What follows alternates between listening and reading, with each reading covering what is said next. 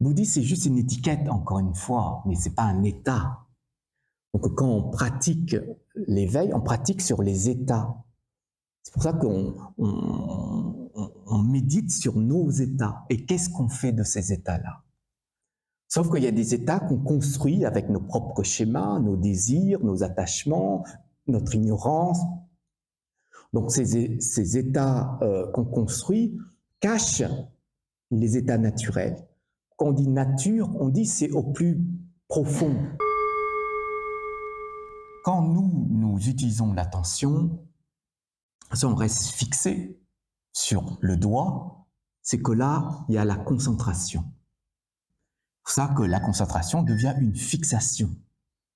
Et quand nous fixons, on va être noué. Et quand nous sommes attachés, on n'est plus dans la conscience. On n'est plus dans la méditation. Il faut juste laisser les phénomènes vivre d'eux-mêmes. Que ce soit la douleur, que ce soit le son, que ce soit une image, que ce soit une odeur, que ce soit un goût, que ce soit une sensation. Laissez les schémas, ces phénomènes-là vivre. Ne donnez aucune étiquette à quelque chose qui n'existe pas. C'est notre schéma qui projette leur existence. Vous créez votre bien-être grâce à un décor. C'est pour ça que vous avez sur votre téléphone la nature, la montagne. Je suis bien quand je regarde mon téléphone. Et donc c'est un bien-être qui est construit. Ce n'est pas un bien-être naturel. Méditer, c'est être libre. C'est pour sortir de vos schémas. On veut prendre la richesse à l'extérieur. Et donc, intérieurement, nous sommes pauvres de connaissance de soi.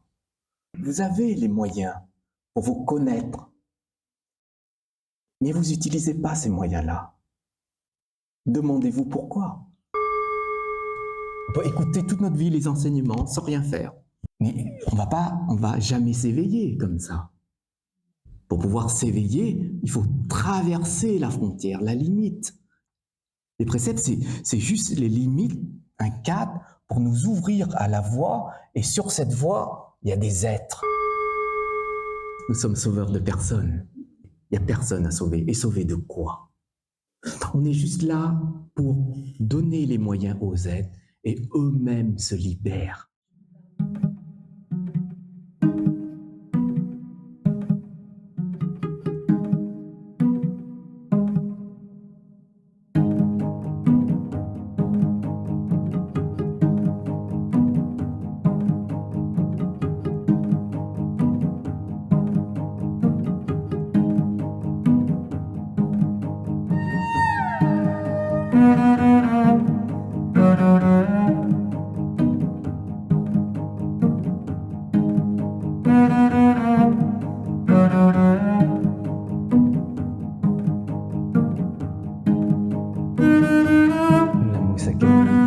Bonjour à tous et à toutes.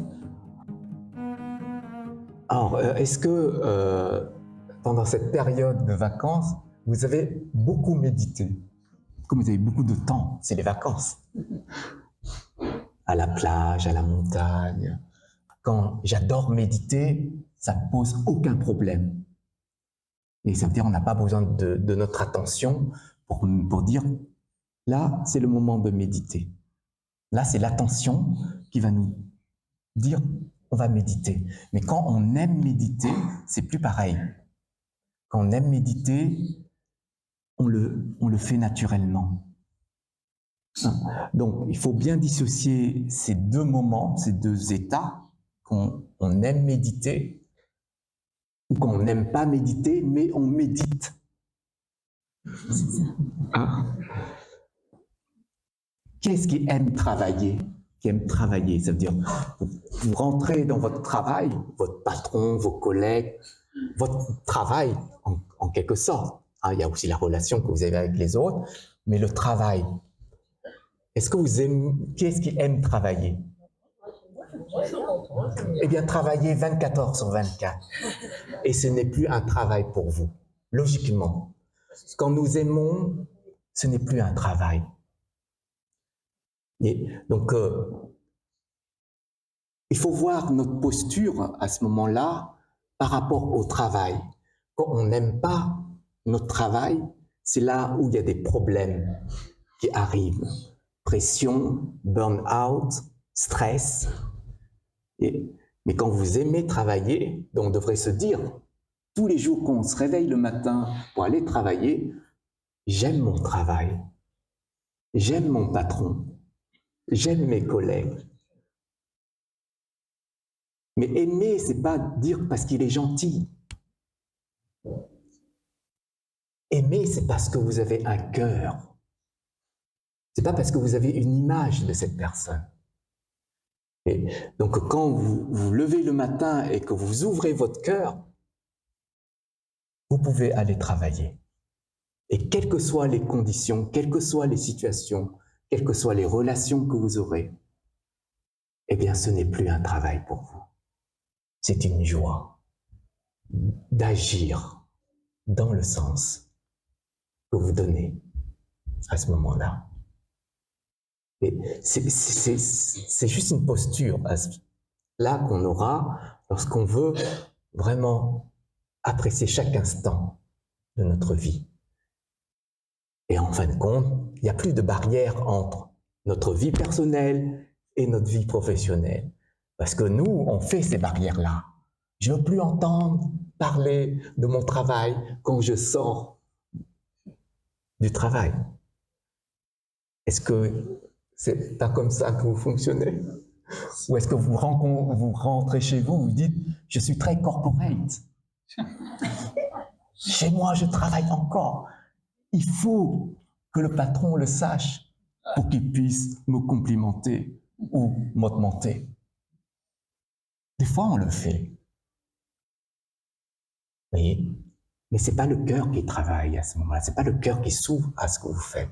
C'est votre mental.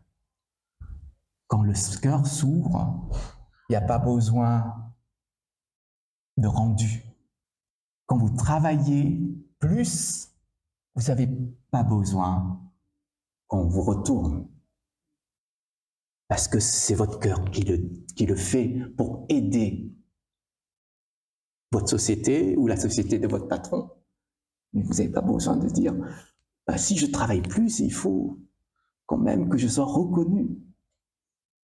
Mais qui vous reconnaît?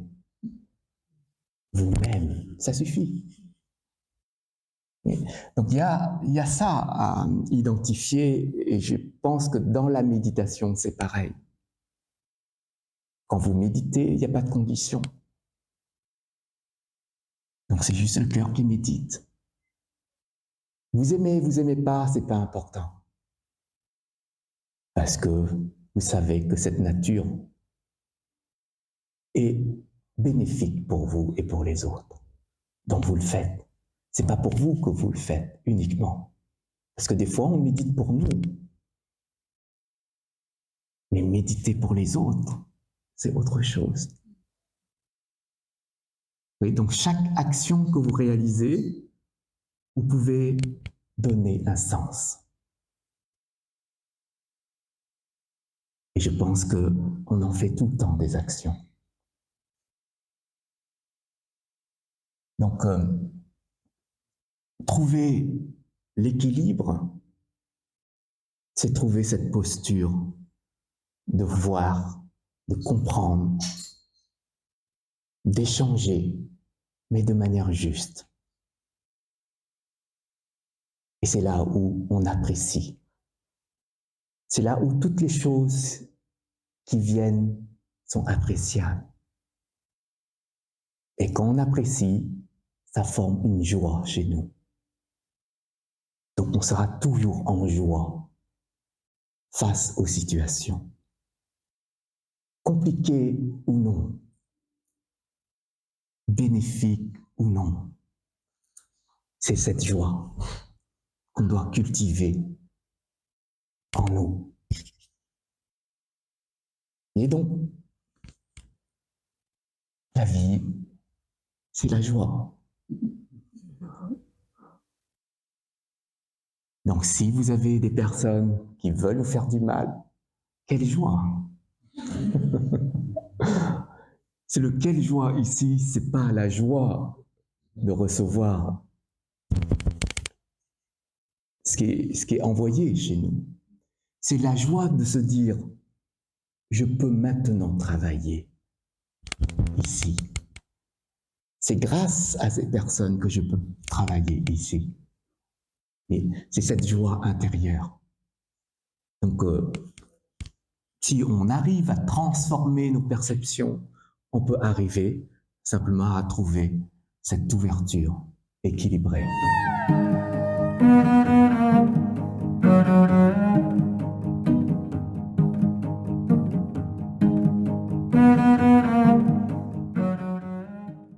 Donc, la posture méditative, je la rappelle rapidement.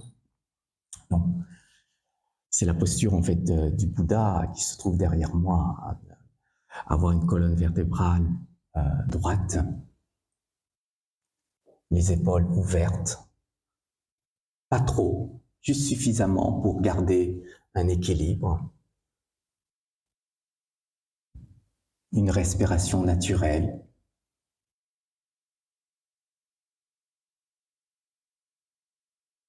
Chaque zone de notre corps doit être détendue. Donc prenez un peu de temps pour scanner votre corps, chaque partie de votre corps, et essayez, si c'est tendu, de lâcher ces zones-là. Gardez la posture de l'équanimité, c'est-à-dire la main droite sur la main gauche, avec les pouces qui se touchent à peine.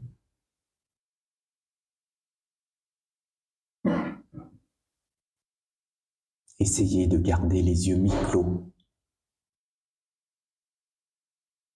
sans les ouvrir complètement, sans les fermer complètement.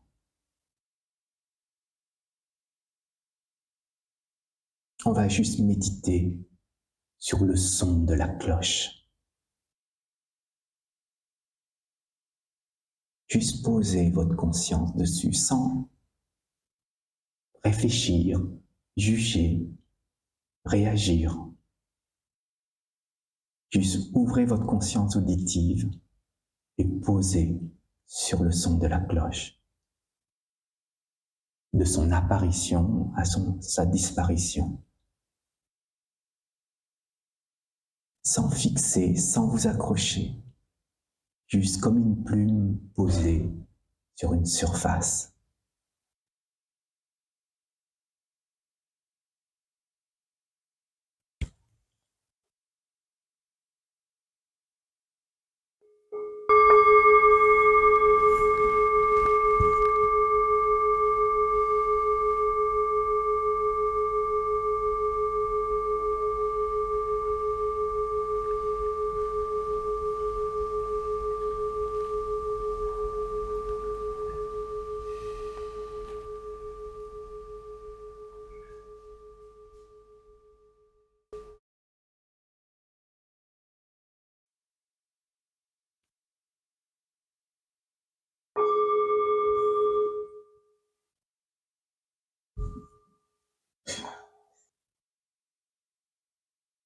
Est-ce que vous avez des questions?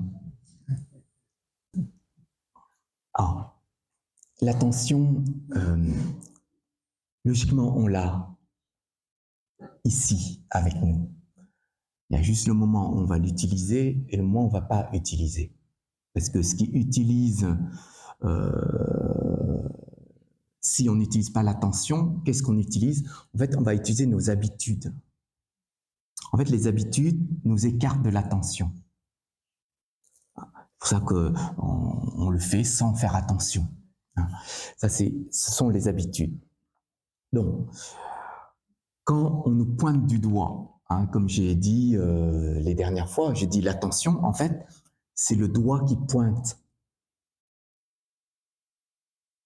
vers une direction. Ça, c'est l'attention. Mais si la conscience regarde le doigt, eh bien, il va regarder juste cette direction-là. mais il ne va pas voir forcément le phénomène.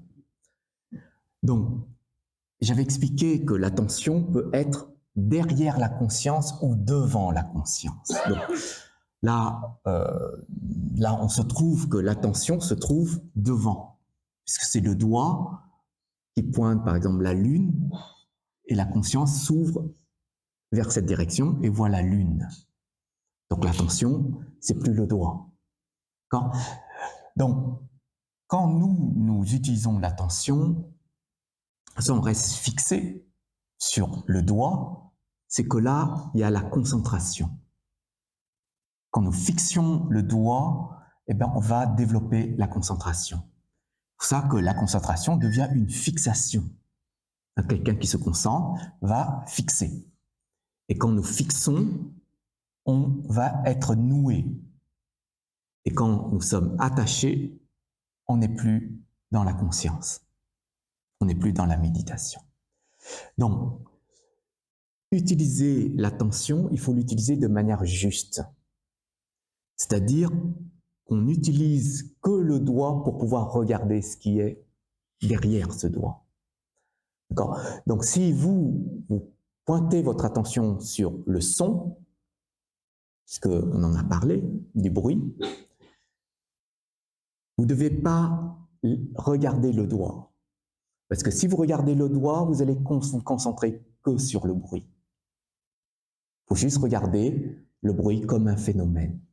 Même si le phénomène est récurrent, c'est-à-dire il y a toujours ce nuage de bruit là qui continue à venir vers nous, il faut laisser juste comme un phénomène et pas dire c'est bizarre, pourquoi je suis toujours sur le bruit. Il faut juste laisser les phénomènes vivre d'eux-mêmes. Que ce soit la douleur, que ce soit le son, que ce soit une image, que ce soit une odeur, que ce soit un goût, que ce soit une sensation. Laissez les schémas, ces phénomènes-là vivre et rien considérer.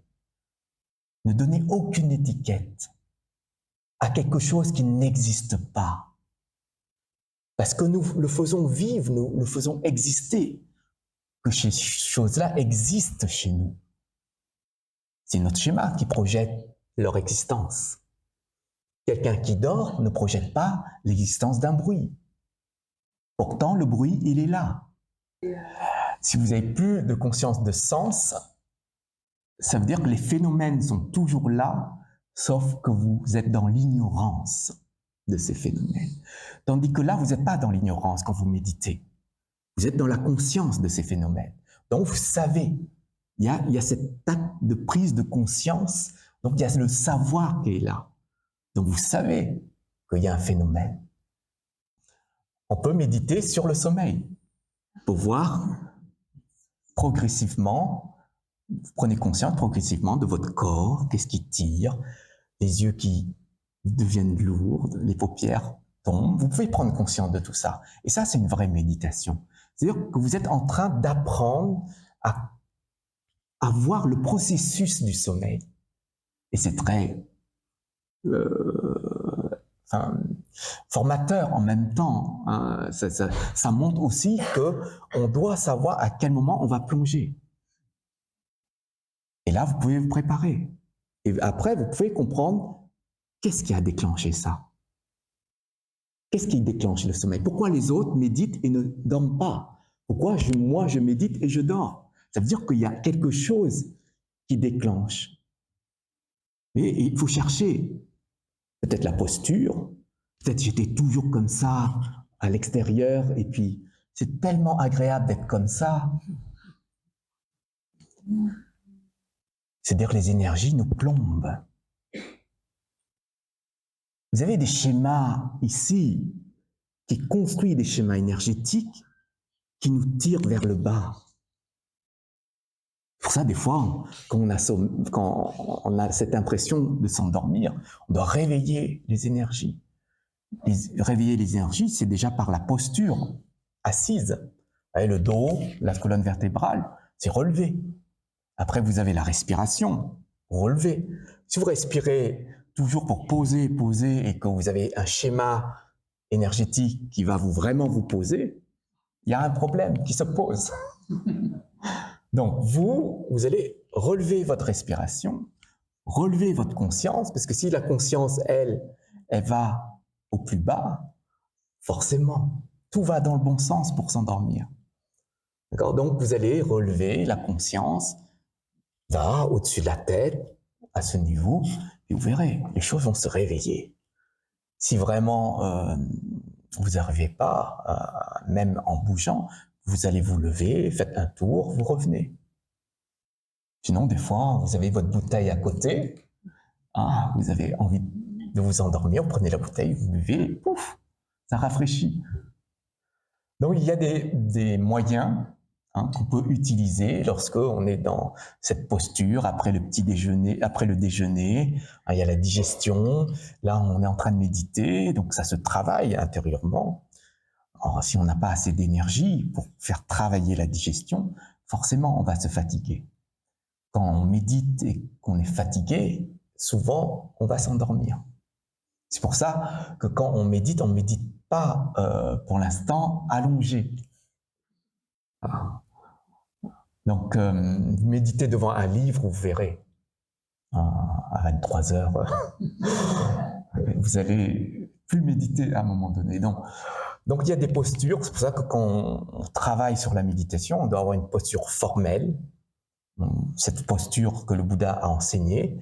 Donc on va essayer de s'entraîner sur cette posture et pas dire oui, j'ai entendu dire qu'on peut méditer avec un dossier et puis après on prend cette posture très agréable, confortable et on médite et on va dormir. Et donc on va de temps en temps revenir sur la posture enseignée par le Bouddha et si vraiment on a du mal, on peut s'adosser un peu et après revenir. Et c'est un entraînement au niveau de la posture. Donc, je reviens sur l'attention et la conscience. L'attention nous permettra de maintenir la conscience et de manière juste. Parce que des fois, nous sommes attentifs sur des directions qui ne sont pas utiles pour nous. Et vous êtes attentif à votre téléphone, est-ce que c'est utile pour vous? C'est utile si vous avez un message utile. C'est utile si le téléphone vous apprend à changer votre intérieur. C'est utile. Mais sinon, ce n'est pas utile. Ça peut être un plaisir, un passe-temps. C'est utile pour faire passer le temps. Mais le temps, ce n'est pas nous. Donc, quand vous dirigez votre attention, il faut que vous vous dites, est-ce que c'est utile d'être attentif à ce moment-là sur cet élément-là? Et si l'attention est juste, la méditation sera juste. Donc c'est pour ça que quand nous méditons, c'est pas je médite sur ce que je veux. Je médite sur une fleur, sur une bougie, sur mon acteur préféré, sur la nature. On peut méditer sur tous ces éléments-là, parce que ces éléments, ce sont juste des objets de méditation. Mais est-ce que c'est utile pour notre évolution intérieure? Vous allez dire, mais je médite dans la nature, je suis bien. Mais votre bien-être n'est pas quelque chose lié à une création de bien-être. Vous créez votre bien-être grâce à un décor. C'est-à-dire que votre bien-être doit être toujours lié à votre décor. C'est pour ça que vous avez sur votre téléphone la nature, la montagne. Je suis bien quand je regarde mon téléphone. Et donc c'est un bien-être qui est construit. Ce n'est pas un bien-être naturel. Méditer, c'est un bien-être naturel parce que ça vient de cette nature intérieure. Je sais peut-être que parmi vous, il y a des personnes qui méditent dans un beau cadre. Vous avez construit votre cadre de méditation. Mais à un moment donné, il faudra sortir de ce cadre. Parce que méditer, c'est pas rester prisonnier d'un cadre. Au contraire, c'est se libérer. Méditer, c'est être libre. C'est pour sortir de vos schémas. Donc si vous créez d'autres schémas et que vous mettez dans ces schémas-là, forcément, c'est juste déplacer quelque chose dans une autre direction. Donc, il faut faire attention parce que quand nous parlons de méditation, on voit tout de suite l'image du bien-être, tout de suite l'image de quelqu'un qui est zen, qui, quelles que soient les situations, accepte facilement. C'est ça qu'on voit quand on parle de la méditation. Mais on ne voit pas les autres images. Méditer sur la colère, se regarder quand nous sommes en colère, par exemple. On ne médite pas dessus. Donc c'est cette partie-là qui nous manque. Mais si nous dirigeons toujours sur la partie que nous avons choisie, parce que c'est en accord avec nos projections, eh bien, à un moment donné, il y aura un état d'ignorance sur l'autre partie. C'est pour ça qu'il faut changer de posture à des moments. Au début, non. Gardez une posture déjà pour goûter à ce que c'est que le calme mental. Vous devez savoir ce que c'est, goûter ça. Donc vous allez prendre un cas qui vous aide, qui est un support pour vous, pour apprécier le calme mental. Mais venant de l'intérieur, pas venant du cadre. C'est ça qui est compliqué. D'accord? Et après, à un moment donné, vous allez sortir de ce cadre et regarder ce qui se passe. Si vous êtes instable, si vous êtes perturbé, regardez votre perturbation, regardez votre agitation, regardez, c'est-à-dire se mettre à l'extérieur pour regarder. C'est pour ça que nous sommes perturbés, on se regarde. Dès qu'on se regarde, la perturbation, on n'est plus perturbé parce qu'on se trouve à l'extérieur. Et c'est comme ça qu'on s'entraîne, en fait. Quand nous méditons en nous entraînant sans arrêt. Où est-ce que je suis? Dedans ou dehors? Si je suis dehors, ok, je suis stable. Si je suis pas stable, ça veut dire que je suis dedans. Je sais pas, on vous insulte. Vous êtes dans l'insulte ou dehors? Ou hors de l'insulte? Si vous voyez à l'extérieur, vous gardez le sourire. C'est très logique dans ce sens-là. Dès que vous êtes dehors, vous n'êtes pas prisonnier. Si vous n'êtes pas prisonnier, il n'y a pas besoin de réagir, vous êtes libre. Ça donne du sens dans la pratique. Donc il ne faut pas attendre, je dis toujours, il ne faut pas attendre qu'on soit bien pour méditer. Vous méditez quand vous voyez qu'il y a un enseignement pour vous. Et vous savez que là, il y a un travail sur vous à faire, vous méditez sur le phénomène. Et ça vous ouvre à une autre dimension de vous-même.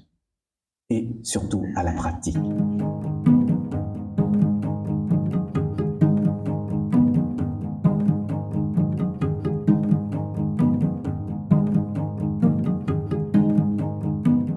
À méditer, ça ne veut pas dire je retiens l'élément. L'élément, c'est-à-dire l'objet de méditation. Supposons que vous êtes tous énervés là. Vous êtes tous énervés. L'énergie de colère, ça a explosé le temple. D'accord? Mais vous ne faites rien. Vous savez qu'il y a beaucoup d'agitation ici. Vous posez et vous observez l'agitation. Vous observez ce qui se passe en vous. Comme quand vous êtes malade, c'est pareil. Si vous êtes malade, posez, regardez ce que la maladie fait chez vous. Vous avez froid, vous tremblez, méditez dessus. Prenez conscience de ça, des douleurs. Vous toussez, prenez conscience, je suis en train de tousser. Mais ne cachez pas, ne bloquez pas, parce que nous, on a tendance à bloquer, parce qu'on a peur de gêner. Demandez d'abord à votre voisin si ça gêne si vous toussez. Si ça ne gêne pas, toussez. Mais prenez conscience. Qu'est-ce qui se passe quand ça gratte? Quel niveau? Et je vais tousser. Mais ce sont des instants qui nous enseignent énormément de choses sur notre fonctionnement. Et ça, c'est toute la richesse qu'on a chez nous, mais on veut prendre la richesse à l'extérieur. Et donc, intérieurement, nous sommes pauvres de connaissance de soi. Je pense qu'on a toutes les possibilités, et le Bouddha disait, vous avez les moyens pour vous connaître, mais vous n'utilisez pas ces moyens-là. Demandez-vous pourquoi. Peut-être que ce n'est pas intéressant pour la vie à l'extérieur. Vous voulez toujours connaître les autres, comment ils fonctionnent, notre voisin, notre mari. Vous avez même espionné sur le téléphone des gens. Ah, c'est toute la dimension des réseaux, c'est comme ça. Connaître, passer du temps pour connaître. Connaître quoi au juste? Quelque chose qui soit utile pour nous. C'est juste quand on pointe du doigt pour vous dire « t'es pas quelqu'un de bien », que là on se réveille. Mais on ne se réveille pas contre nous, on se réveille contre l'autre. Pour dire « je ne suis pas du tout comme ça ». Arrête de dire n'importe quoi.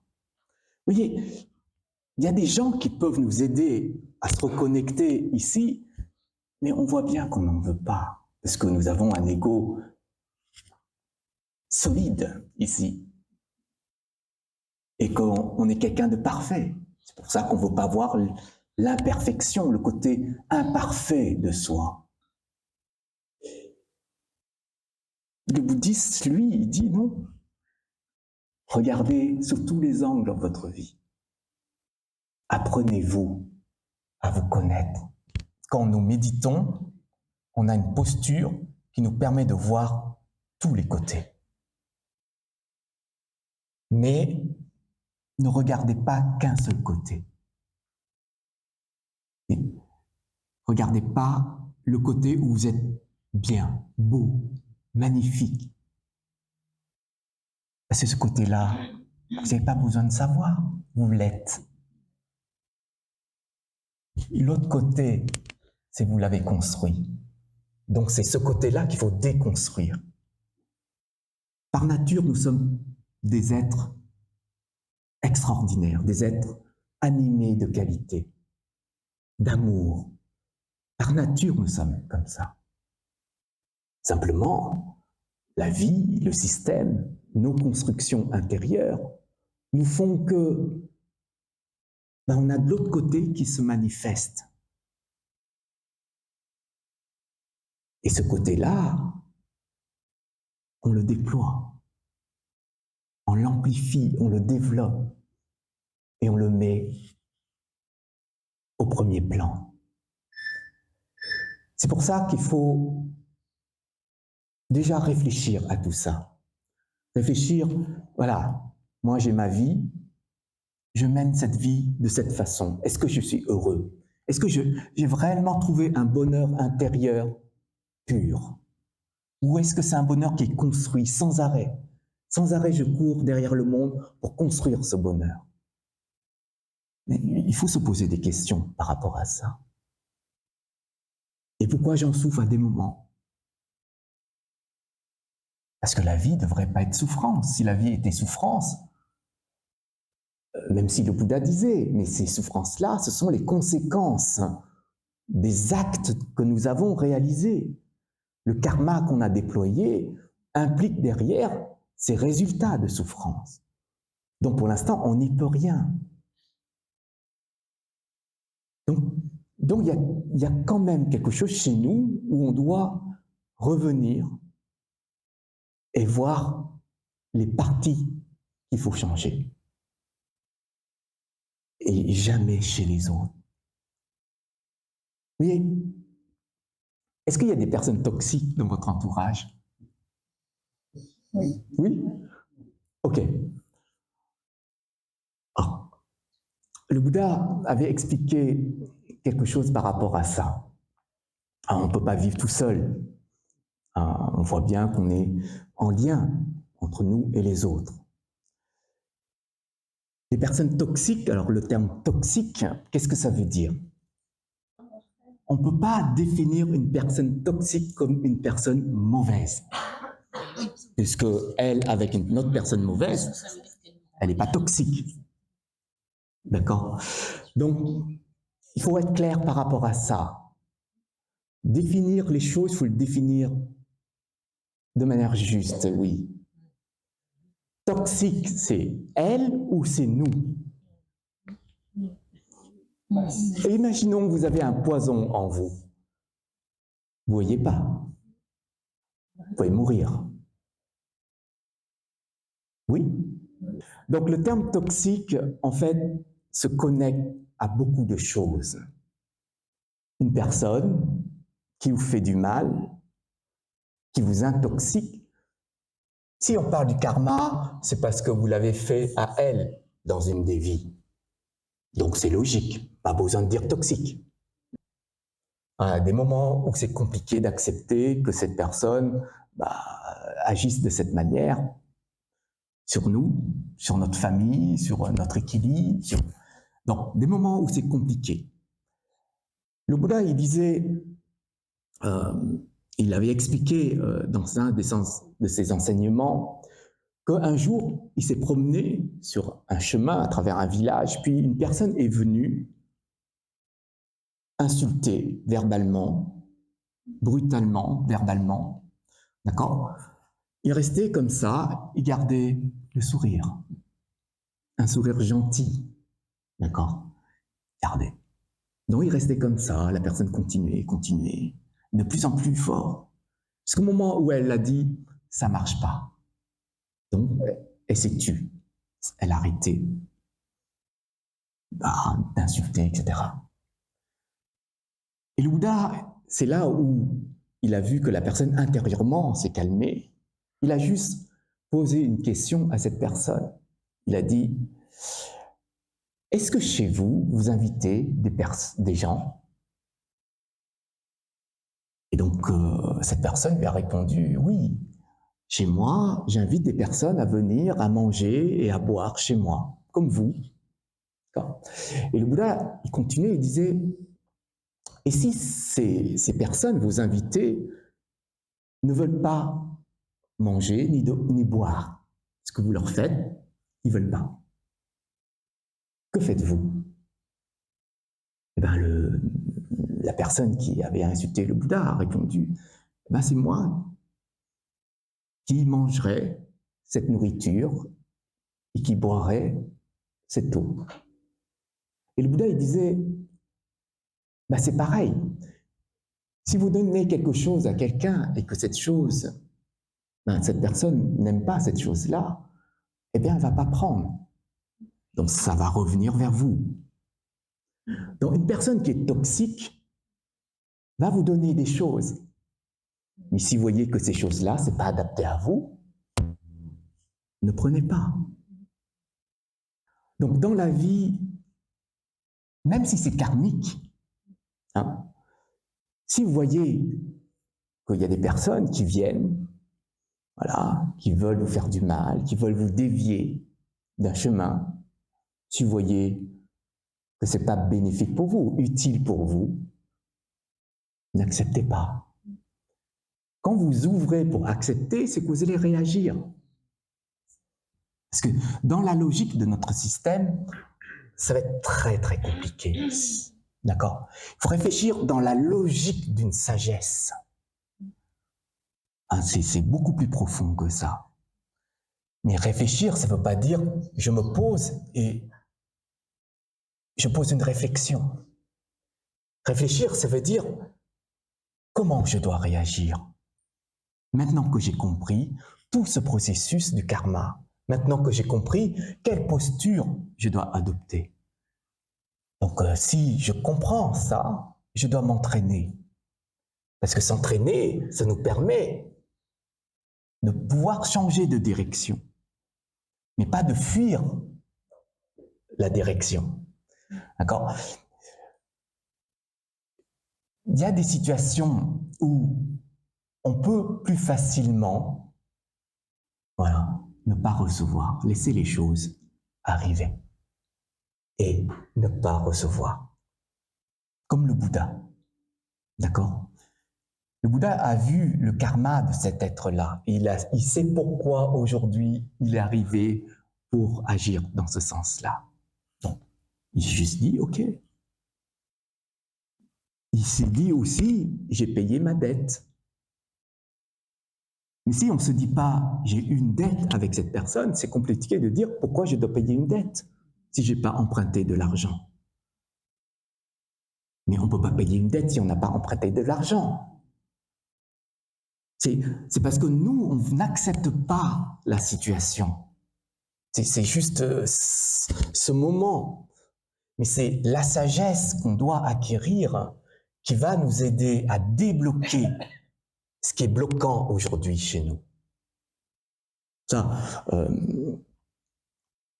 si vous voulez avancer, forcément, il ne faut pas qu'il y ait de blocage.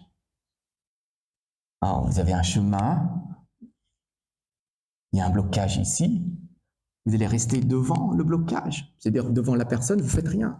Vous dites, non, je ne veux plus voir. Ça veut dire, vous avancez plus, vous évoluez plus.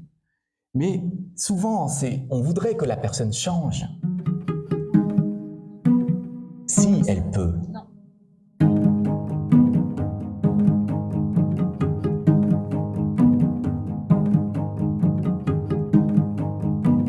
Un enfant ne peut pas faire changer souvent les parents. Et les parents ne peuvent pas faire changer l'enfant. C'est toujours une tierce personne.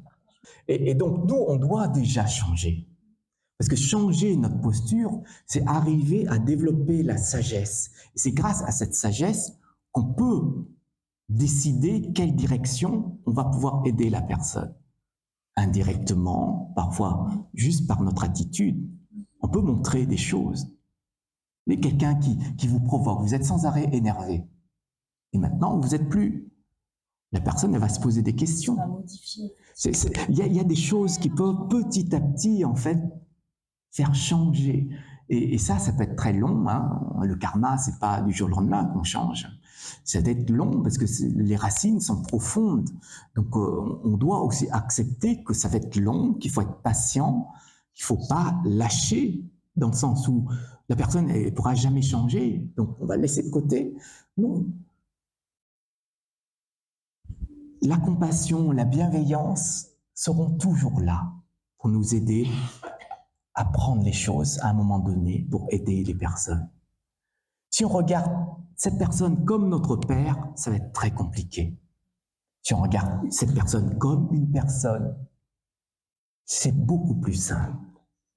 Mais c'est parce qu'on a un lien qui est ancré, qui est construit durant toute notre vie avec cette personne.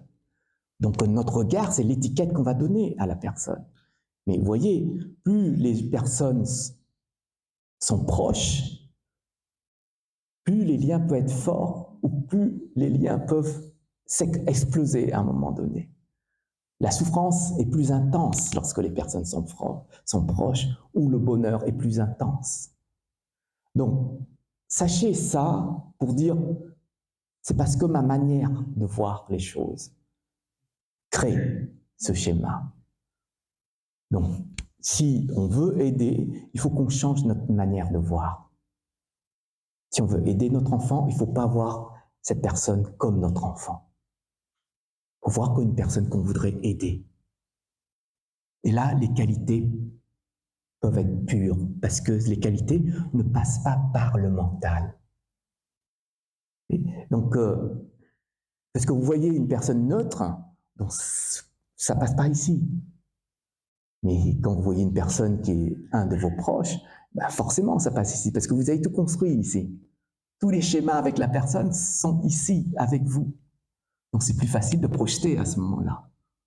Les défauts des personnes, vous voyez, vous avez des personnes que vous connaissez depuis longtemps, et quand ça ne marche plus, vous jetez les défauts de ces personnes-là.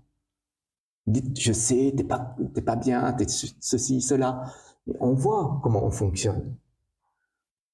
Au contraire, le Bouddha il disait, quand la personne a un lien de conflit avec nous, il faut voir les qualités et pas les défauts.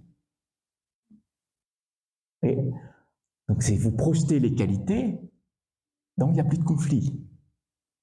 Mais quand il y a conflit, vous projetez les défauts, eh ben ça amplifie le conflit. Donc, ce sont des postures et ce sont des manières de voir qu'il faut changer chez nous. Les personnes ne changeront pas, ça ok, on accepte aujourd'hui. C'est compliqué de faire changer parce qu'on n'a pas peut-être les moyens pour le faire. Donc peut-être qu'on va trouver d'autres moyens extérieurs.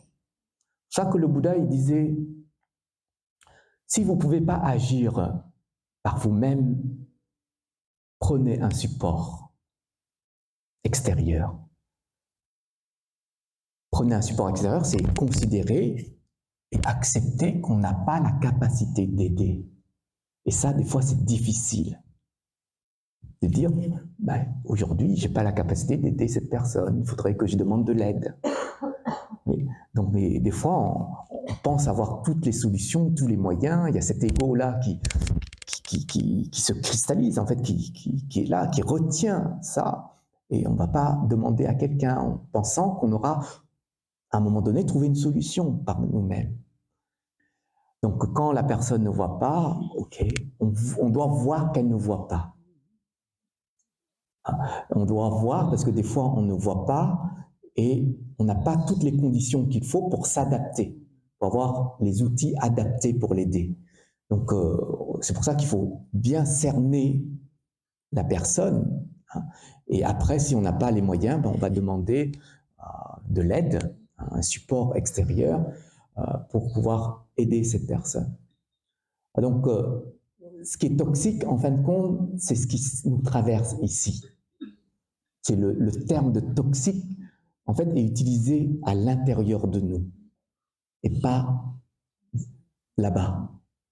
D'accord ? Une situation, une personne renvoie une image et là, on déclenche l'étiquette à ce moment-là.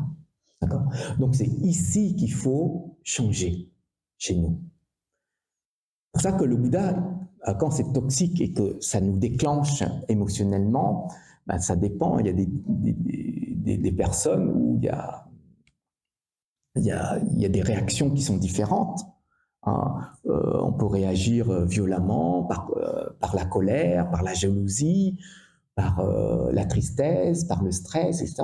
Donc, il y a ça qu'il faut prendre en compte.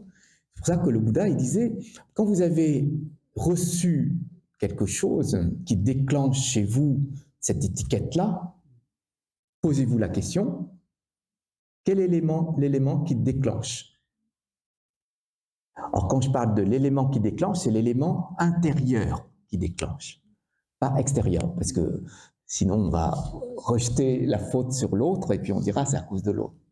C'est intérieur. Donc, quand vous êtes perturbé, quand vous n'êtes pas bien intérieurement, dites-vous quel est l'élément qui déclenche cet état-là chez vous. Alors, souvent, on retrouve des schémas qui datent, on a bien ancré, on retrouve ça. Donc, parfois, c'est de l'attachement, parfois, c'est l'égoïsme. Donc, vous pouvez identifier ça chez vous. D'accord. Quand vous avez identifié, il y aura tout un nuage de pensées, de réflexions qui vont réagir. Quand nous sommes dans l'émotion, il y a des réactions. Alors, ce n'est pas forcément des réactions physiques, ni verbales, mais parfois, ce sont des réactions mentales, ici. Donc, si vous êtes quelqu'un qui voudrait vous libérer de ça, vous devez vous positionner sur une méditation pour observer les pensées. Juste les pensées. Les pensées qui arrivent comme ça, en chaîne. Et vous allez méditer dessus, regarder. Donc ça demande un effort à ce moment-là de dire, toi là-bas, reste à ta place je vais méditer ici. Vous voyez, c'est pas évident. Donc, vous regardez ça, et après, quand vous observez ces pensées, vous pourrez dire, est-ce que ces pensées, ces schémas de pensée sont utiles pour moi? Allez, vous allez vous poser cette question, est-ce que c'est utile pour vous? Ces pensées-là de se venger, de vouloir attaquer l'autre, de répondre à l'autre, etc. Par jalousie, par stress, par impatience. Vous allez vous poser ces questions. Si vous voyez que ce n'est pas utile, que faites-vous? Vous lâchez. Quand je parle des nuages de pensée, il faut que tous les nuages passent. Donc vous allez juste là rester à méditer, si ça prend 15 minutes, regardez pendant 15 minutes ces nuages de pensée. C'est pas cette pensée, j'arrête, vous là-bas, vous attendez, non, c'est je laisse passer les nuages, etc. Parce que tout, il y a un enchaînement de logique. Ce sont des schémas, en fait, qui se projettent, qui attrapent cette pensée, et il y a un autre schéma qui réagit à cette pensée. En fait, c'est comme ça. C'est pour ça qu'on parle de train de pensée. Il y a tout un lien entre. Donc, vous laissez passer, et après, vous demandez, tout ce train de nuages, est-ce que c'est utile? C'est comme quelqu'un qui, dans l'instant, ne s'énerve pas, mais intérieurement, c'est gardé. Puis, arrivé à un autre moment, va s'énerver. Vous voyez, des personnes comme ça qui sont heureux. Est-ce que vous êtes heureux? Non, là, maintenant. Je parle pas. Oui, vous êtes heureux. Donc, je pourrais faire des blagues méchantes vis-à-vis de vous, comme vous êtes heureux, moins impacté. Parce que le bonheur est beaucoup plus fort. Mais si vous n'êtes pas heureux, mais pas bien non plus, juste une petite étincelle, vous explosez. C'est parce qu'intérieurement, il y a déjà quelque chose qui est ancré. Vous voyez? C'est comme un fruit sur l'arbre, il ne tombe pas. Mais il suffit juste d'un coup de vent, il va tomber. Il y a des schémas, en fait, qui déclenchent ces pensées-là, chez nous. Tu prends la réaction, si tu dois réagir comme ça face à la personne. Je ne parle pas de comprendre comment nous fonctionnons. Hein. Je parle au niveau des réactions. Voilà, la personne est en train de me crier dessus, il est plein de pensées. Hein.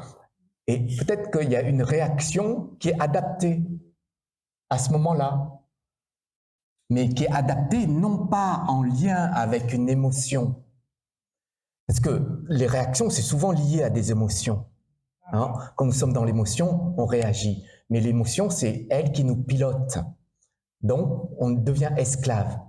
Donc, ce qui est intéressant ici, c'est de voir les différents liens au niveau des pensées.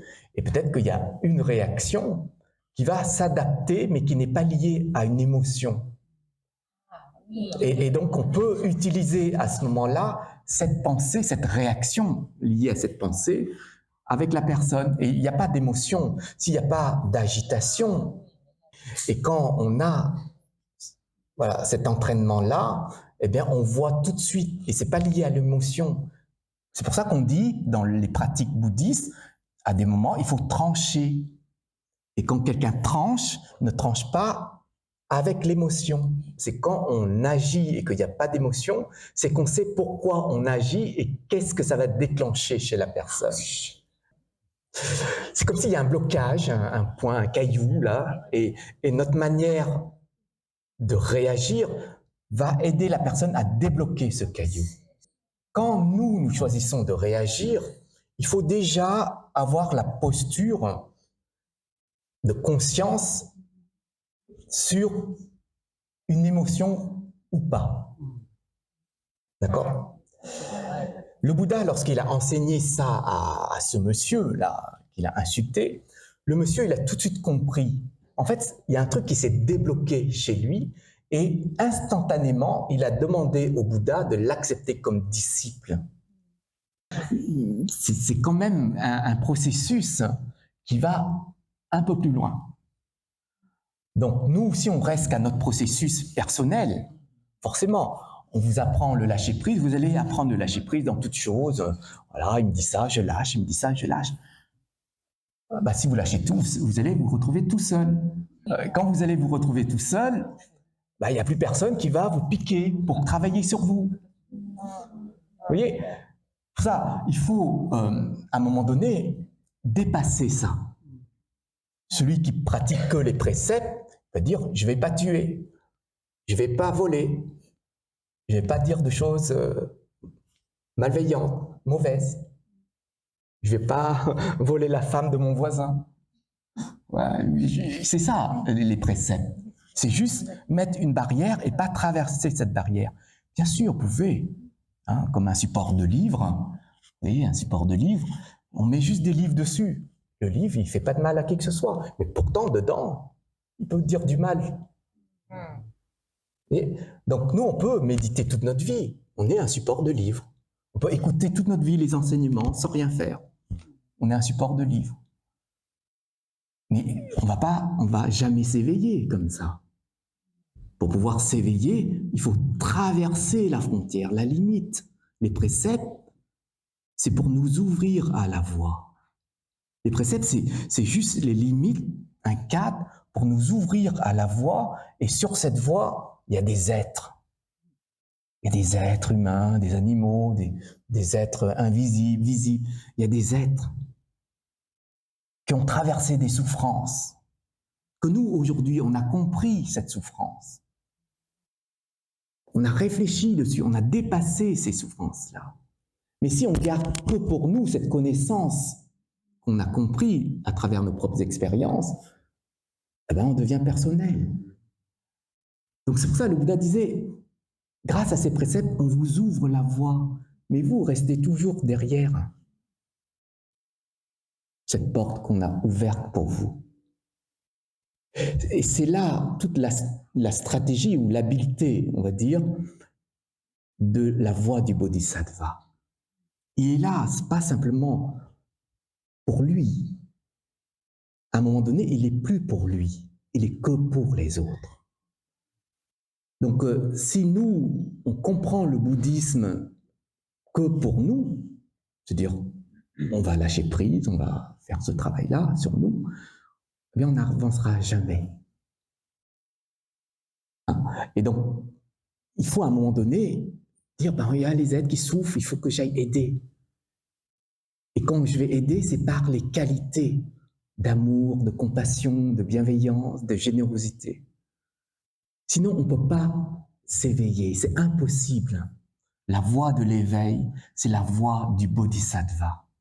La voie de cette personne, de cet être-là, qui œuvre pour aider les autres à s'éveiller. Nous sommes sauveurs de personne. Il n'y a personne à sauver. Et sauver de quoi? On est juste là pour donner les moyens aux êtres et eux-mêmes se libèrent. En fait, aider les êtres, parfois, ça peut être très compliqué. Hein, dans le sens où, qu'on veut aider, c'est on veut faire à la place.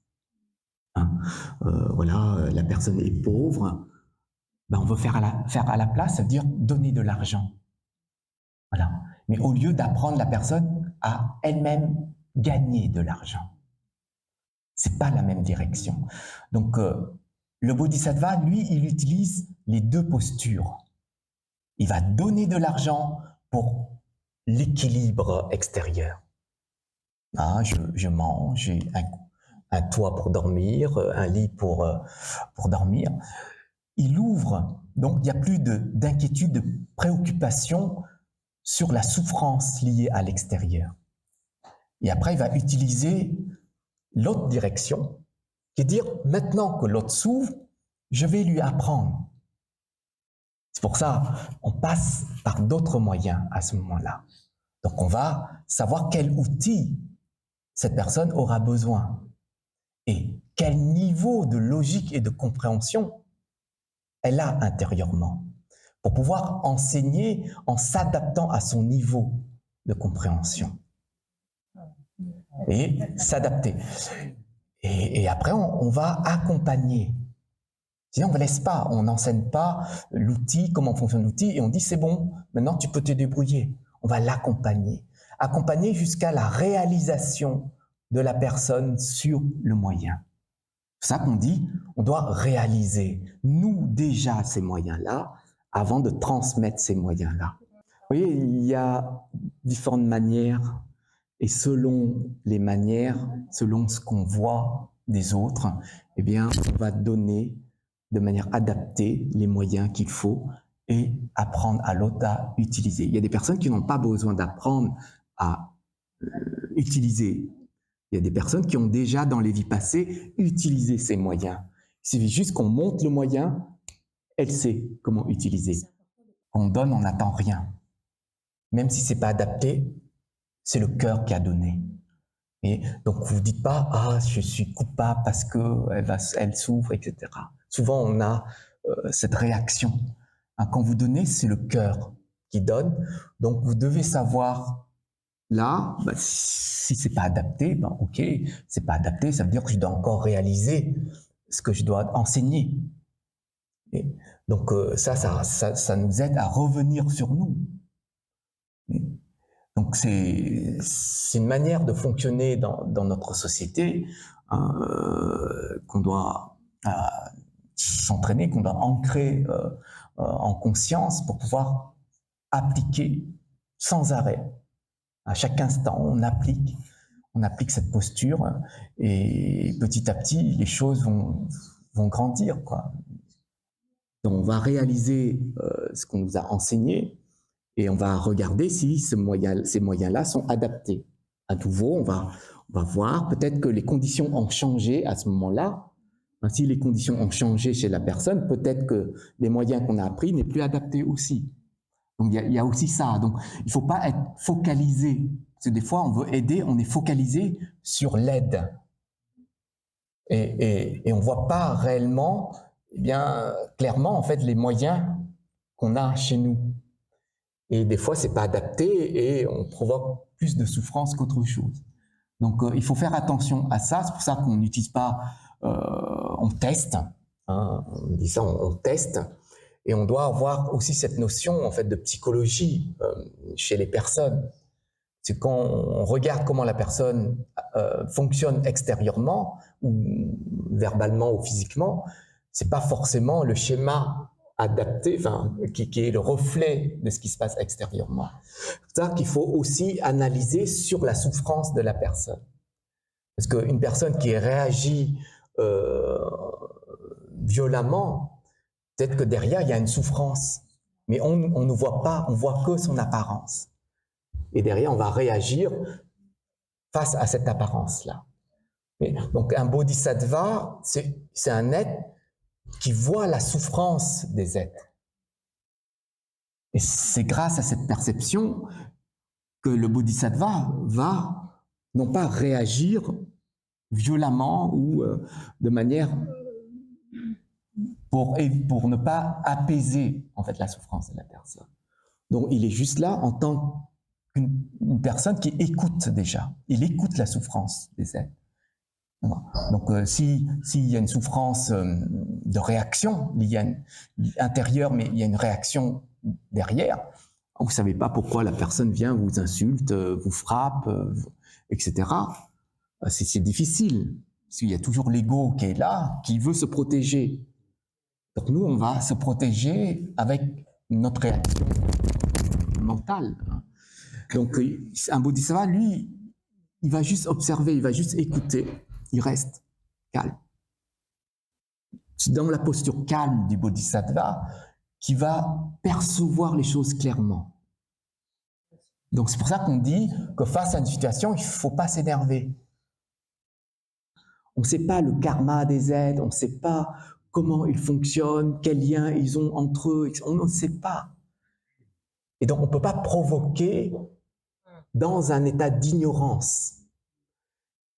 Comme nous sommes ignorants, et on va agir derrière. Donc il n'y a pas une clarté. Donc on ne sait pas. C'est pour ça que des fois on va demander des explications. Pourquoi vous êtes énervé, pourquoi vous avez dit ceci, cela, mais calmement. Après, si les personnes ne veulent pas, on s'arrête là. On ne continue pas. Parce qu'on sait qu'on ouvre cette porte chez nous, mais en face, la porte est fermée. Hein? Donc, il y a des postures voilà, qu'il faut vraiment analyser avant, réfléchir, prendre conscience, nous, intérieurement déjà, et comment on va réagir, comment on va adapter notre réaction. Mais il ne faut pas qu'on soit dans l'ignorance. Ça, c'est très important. Et je pense que c'est le plus difficile, parce qu'on a des réactions déjà construites mentalement, et donc ça nous pousse à agir directement aussi. Et comme un enfant qui se noie, on a des réactions instantanées. On va sauter, mais sauf qu'on ignore à ce moment-là qu'on ne sait pas nager.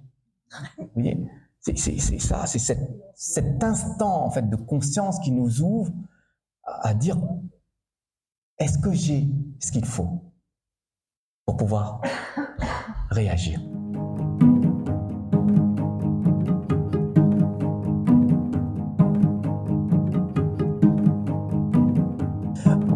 La voie du Bodhisattva, c'est une voie que le Bouddha a expliquée, parce qu'il y avait des Bodhisattvas hein, qui sont descendus écouter les enseignements du Bouddha. Donc c'est aussi par l'éveil qu'il a compris que le cheminement vers l'état de Bouddha, ça passe par l'état de Bodhisattva. On peut rester Bodhisattva enfin, pas toute notre vie, toutes nos vies, on pourrait dire comme ça. Mais c'est très particulier puisque ça nous demande réellement une ouverture vers les êtres. Alors, donc les personnes qui ne sont pas encore dans cet état d'ouverture vers les êtres, ça peut être compliqué hein, vraiment de cheminer vers cette voie. Si aujourd'hui vous faites que pour vous, tout ce que vous faites c'est pour vous, vous êtes insensible face à la souffrance de votre ennemi par exemple, ça va être compliqué. Donc la voie du Bodhisattva, c'est une voie où il n'y a pas de frontières ni de limites. Des êtres qui sont liés à d'autres courants religieux ou courants spirituels, etc., peuvent être dans cette voie de Bodhisattva, sauf que si ils ne se connectent pas à l'éveil, ils ne peuvent pas s'éveiller. Ils ne peuvent pas devenir un Bouddha. Ils peuvent être que Bodhisattva. Il y a des êtres qui sont liés à d'autres courants religieux, qui sont des bodhisattvas dans notre monde, peut-être dans les mondes d'après, etc., même s'ils ne sont pas, entre guillemets, bouddhistes. Bouddhiste, c'est juste une étiquette, encore une fois, mais ce n'est pas un état. Donc quand on pratique l'éveil, on pratique sur les états. C'est pour ça qu'on médite sur nos états. Et qu'est-ce qu'on fait de ces états-là? Donc il y a des états naturels, il y a des états qu'on construit. Donc les états naturels comme l'état de conscience, l'état de compassion, l'état d'amour, l'état d'éveil, ça sont des états qu'on ne construit pas, qui sont propres ici, chez nous. Sauf qu'il y a des états qu'on construit avec nos propres schémas, nos désirs, nos attachements, notre ignorance. Donc ces états qu'on construit cachent les états naturels. Quand on dit nature, on dit c'est au plus profond. Une nature, c'est ce qu'il y a de plus profond chez nous. Et donc si vous construisez des états superficiels, donc ces états-là vont cacher ce qui est profond. Donc si on n'a pas une perception profonde des choses, des couches, eh bien on ne verra pas ces états naturels. Et donc on va construire des qualités superficielles comme l'amour, la compassion, la générosité. On va construire ces états superficiels de qualité et on va les poser sur les couches qu'on a déjà construites. C'est pour ça que ça devient compliqué à un moment parce qu'on pense être dans la compassion, on pense être dans la générosité, mais en fin de compte, on utilise les qualités de compassion, de générosité, de bienveillance que superficiellement et pas dans cette nature. C'est pour ça que les bodhisattvas sont des êtres qui utilisent cette nature fondamentale des qualités, et c'est là où ils peuvent faire fleurir les choses de manière pure. Comme l'amour d'un parent vis-à-vis de son enfant, c'est pur. Pur dans le sens où il n'y a rien qui vient affecter cet amour-là. Même si l'enfant fait souffrir son parent, eh ben, le parent développera toujours cet amour-là. Et c'est l'amour, en fait, inconditionnel. Et donc, vous avez des êtres qui n'ont pas forcément l'étiquette de bouddhiste, mais qui ont compris la démarche de ces natures de qualité et qui travaillent dessus. C'est pour ça qu'ils vont renaître dans des mondes, dans notre monde, et ils déploient ça. Mais ces êtres-là, on en a croisé dans notre histoire, dans l'histoire de l'humanité, on en a croisé.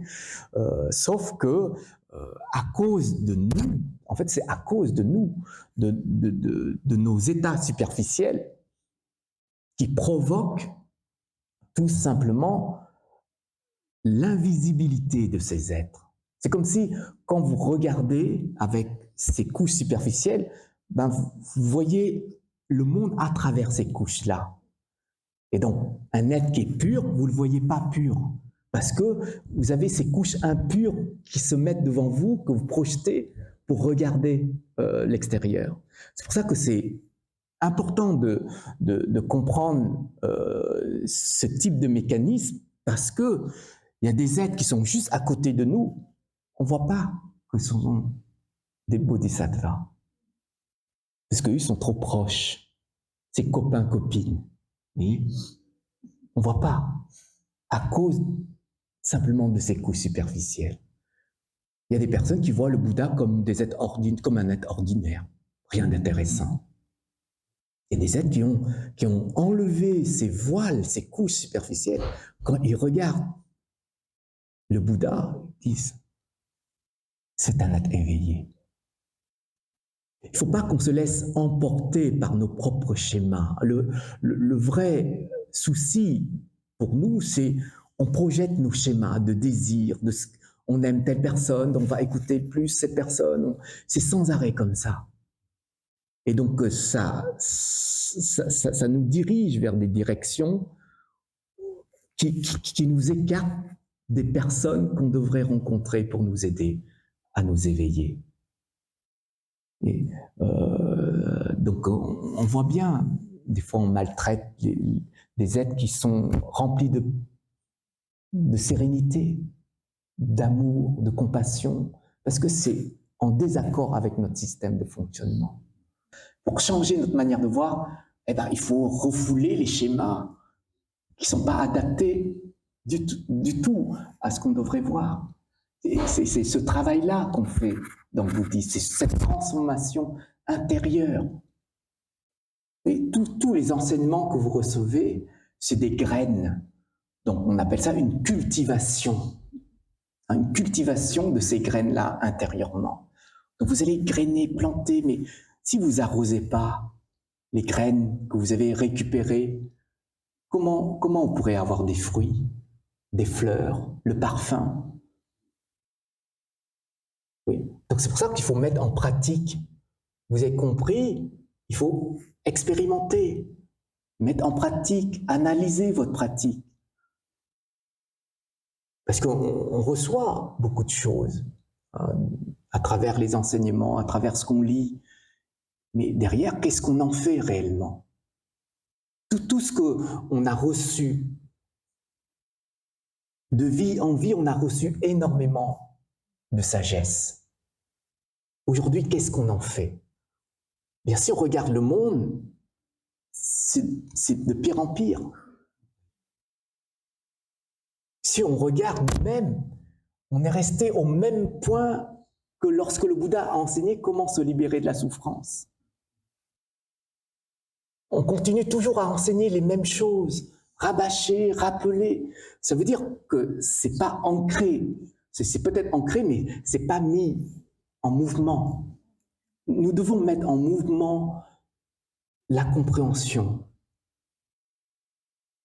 et pas se laisser emporter sans arrêt par le monde. On me dit de faire ça, je vais le faire, sans vraiment réfléchir. Est-ce que j'ai la santé?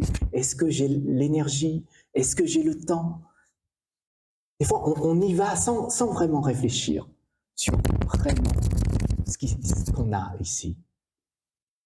Et donc, à un moment donné, il faut arrêter et puis prendre conscience de qu'est-ce que j'ai pour pouvoir donner aux autres. Si je donne aux autres ce que j'ai pas, forcément, il y a un déséquilibre. Je vais être plus fatigué, psychologiquement, je vais être épuisé, je peux plus aider parce qu'aujourd'hui, j'ai plus la santé. Il y a un manque de discernement et de réflexion sur ça. Mais ça ne veut pas dire aussi qu'on fait rien. On est sur la voie du bodhisattva. Le bodhisattva, c'est un être qui réfléchit, qui prend conscience de lui-même sur ce qu'il a en lui et ce qu'il peut donner aux autres. Et on ne le fait pas parce qu'on m'a dit de le faire, parce que ça me fait plaisir, parce que je veux faire plaisir aux autres. Il faut voir nos capacités, nos moyens pour après utiliser. Parce qu'on ne peut pas donner aux autres ce qu'on n'a pas, mais des fois on veut donner aux autres ce qu'on n'a pas. Vous n'avez pas la santé, vous voulez donner à travers vos actes pour aider l'autre. Il y a un truc qui n'est pas logique à ce moment-là. Donc le bodhisattva, c'est un être qui a cette capacité de voir lui, les autres, de se comprendre, de se changer, de voir qu'est-ce qui est utile pour les êtres, d'aider les êtres de manière juste. C'est tout ce processus-là qu'il faut intégrer petit à petit. Sinon, on ne peut pas évoluer dans le sens du terme bodhisattva. Logiquement, bodhisattva, il n'y a plus cette notion de l'ego, de soi. On n'a plus cette notion à un moment donné. Aujourd'hui, on a encore, parce que on est dans le monde, dans le système, mais à un moment donné, on œuvre complètement pour les êtres. On donne complètement aux êtres. Et le bodhisattva, c'est ce guerrier, c'est ce chevalier du dharma, on pourrait dire dans un sens, qui est là avec l'enseignement et qui va donner aux autres. Et c'est une vraie force, en quelque sorte. Quand vous faites du bien aux autres, vous êtes heureux. En fait, le vrai bonheur, c'est ce bonheur que vous donnez aux autres. Quand vous voyez les autres heureux, c'est ce bonheur-là qu'il faut récupérer. Et pas de bonheur que vous avez construit personnellement. Et celui qui dit « je dois être heureux d'abord et après rendre les autres heureux », ça ne marche pas tout le temps. Parce que ce bonheur est un bonheur qui est temporaire. Tandis que quand vous donnez le bonheur aux êtres, comme il y a toujours les êtres, il y a toujours le bonheur. Chúng sanh vô biên thệ nguyện độ phiền não vô tăng thệ nguyện đoạn pháp môn vô lượng thệ nguyện hồng phật đạo vô thượng thệ nguyện thành. Nguyện đem công đức này hướng về khắp tất cả đệ tử và chúng sanh đều chọn thành Phật đạo.